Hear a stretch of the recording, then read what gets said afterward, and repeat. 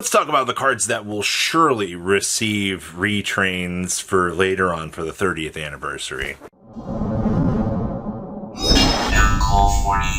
Now make sure you guys smash the living crap out of the Egyptian Gods button so you guys don't miss out on more Oz. You know, it's already interesting that we've already been through two particular arcs.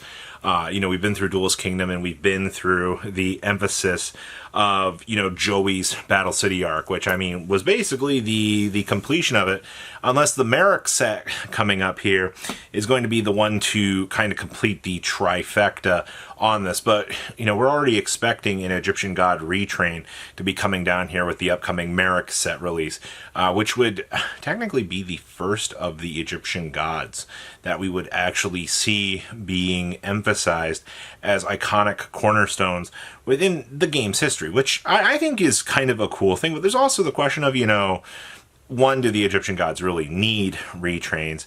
And do we really need to see, another upgrade to them? There's also the topic of, seeing them in manga rares. We already printed the stainless steel versions of them, but, to actually print them in physical cards for the celebration of the 30th for the manga would be kind of interesting, to say the least. But I think it's definitely possible to see some sort of hyper retrain, some sort of hyper, manga rare or something to that. Because no matter what they choose to do with the Egyptian gods, they are going to be one of the most powerful and most sought after collectibles on this set. And I think it's truly about time, especially 30 years into the game's history, that these Egyptian gods finally get the recognition that they deserve for the power scaling of the game has been emphasizing towards.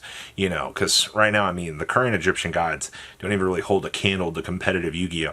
And they're supposed to be the most iconically powerful cards within the game's history. And, if you're not really getting that sort of power scaling, well, it doesn't feel correct.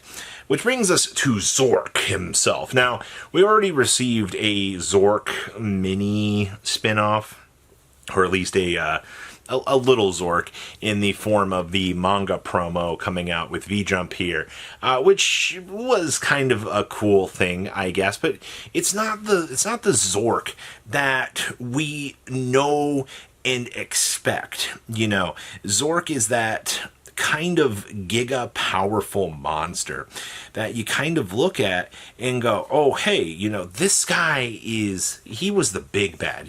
His powers actually, were stronger than the Egyptian gods, which, by the way, we go back to the Egyptian god argument. Why are the modern era Egyptian gods weaker than their power scaling via the anime versus, Zorc, who only really got destroyed by Herakti, which, is where we're at. I think Konami, and we've been chasing the idea of Zorc Necrohades being this badass level 12, surpasses the Egyptian gods, is basically the darkness of the Millennium items. There's got to be a way to capture that power scaling within the game of Yu-Gi-Oh! To actually make this guy super powerful. And I think that would be something that is doable. There's also, we have all of the original art that Kazuki has done. There's something that his studio could actually do as a cool little emphasis to, show the iconic history of the game. Because right now, they've been doing a lot of cool what if stories with the game. Look at the Joey Wheeler story, for example. I like what they're doing, but at the same time, why has Zorc never been appropriately given a true boss form to really showcase his, power? Now, I want to dive into some of the anime-only stuff. Timaeus, Critias, and Hermos. These cards, while the Atlantis series might not be on the top of the charts, and they were anime exclusive, which I understand kind of detours a little bit of the possibility of this being an actual discussion. But the reality of the situation here is you could very easily make a better form that these cards actually had. This also goes for, the Ori Kalkos itself. It's been speculated for years that seeing the additional Ori Kalkos layers would be massively possible, and obviously honestly, for the way the Orichalcos works itself, it's pretty dog water in the TCG, man. You have what? One monster that's named Orichalcos, and it's Shuneros. He's the only real one that actually ever made it out of the anime plot filler arc, and the Seal of Orichalcos itself, and then we have like a downplayed version of Great Leviathan, which is just kind of bad card at home central. But they never, that arc for the power scaling that it had, we never really got to enjoy it, because it came down to the bout of the Egyptian gods, which in theory were more powerful than the 3 legendary dragons. And, they were very easily able to wipe out the Great Leviathan. So, power scaling, intact. Obviously, we do need some retrains. We do need some love to be brought into that side of things. Because right now, Hermos, Critios, and Timaeus, as they stand, we just got a retrain on Timaeus to work generically with Yugi's cards. I think they could very easily, need to give something to Joey and Kaiba for their 2 little dragons. Now, what about some of the other anime stuff? What about Dark Sage, Dragon Master Knight, 5-headed dragon, Dark Flare Knight and Mirage Knight?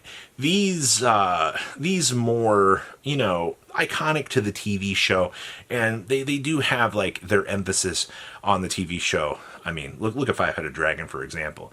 While that card was just tied to the anime itself, God, it was a really cool card to get to watch 5-headed dragon come out. But 5-headed dragon throughout the years, we have the 5-headed Link God dragon now.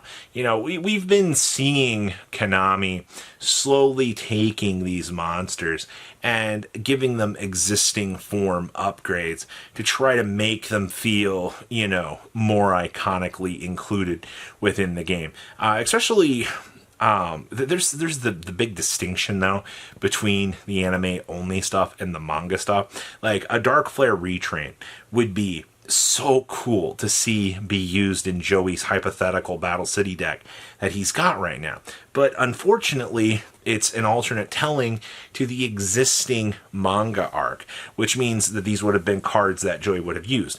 If it was something that he didn't really have in the manga, it doesn't necessarily pan out to be something that, we would actually see him traditionally use.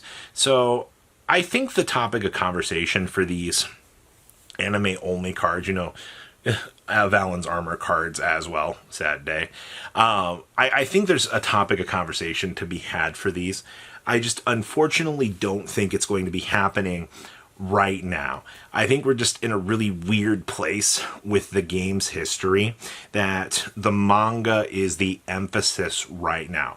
We don't want to take away from anything that the manga has going for it. And I agree with that. I think putting the manga up on the pedestal and having it be the centerpiece is correct. And now what about cards with recent major retrains? Time Wizard, Toon World, Black Skull Dragon, Summon Skull, Dark Magician Girl. A lot of these particular cards. This also opens up the topic, to Mai's cards, Bandit Keith. All of these monster cards that, we're going through the 30th right now. There's a lot of very awesome cards that can still see emphasis on retrains. So the way that it's looking right now, they're not, I don't think they're going to put like 2 themes in one set. And when I say that, I mean like, one set's Joey, but you don't see like another subset of cool cards from the original in there. It's just like, each character gets slotted into one set. So why, while Mai would be really cool to see get some cards, we might be much further away from that actually happening, or, unfortunately she just gets slotted into a side set. I truly am sitting here wanting to see my cards. I am like fingers crossed. I would love to see, an actual tier 1 Harpy deck. And, there's so many cool things that you could do because they did it in Rush Duel. Why can't they replicate the success from one format into another? It is 100% highly possible at this point that they can copy and adapt the formula from one side to the other. The only, thing stopping them right now is just enough space in the sets to actually have it happen. So we'll have to wait and see, but from where we're sitting right now, a lot of cool things that can still happen here.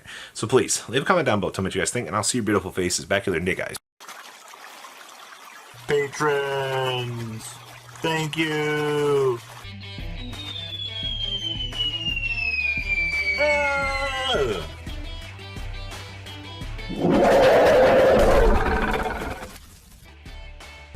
Thank you so much for watching. Check out these other videos.